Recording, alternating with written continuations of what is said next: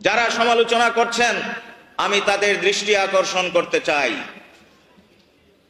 মাদ্রাসার সিলেবাসে যখন কুফরি ঢুকানো হয়েছিল, বাংলার কোন আলিমের সন্তান প্রতিবাদ করেছিল?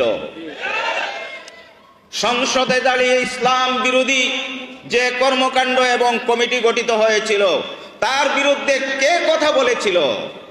তোমরা যারা সমালোচনা করছো, তোমরা কি এটি মূল্যায়ন করো না?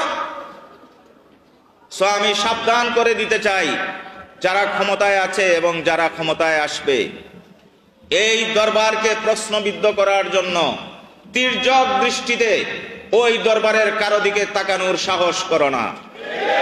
যদি সেই সাহস করো এবং একবার যদি নবীর প্রকৃত প্রেমিক অনুসারী ফুলতলির অনুসারীরা জেগে উঠে, যে কোনো সরকারের দাসগত যেটা আছে, তাখতে তাউস যেটা আছে, সেটা কম্পিত হতে 1 মিনিটও সময় লাগবে না। আমরা সেই রাস্তায় আগাতে চাই না। আমাদের পার্থিব কোনো গদির প্রয়োজন নাই, আমাদের ক্ষমতায় যাওয়ার কোনো প্রয়োজন নেই।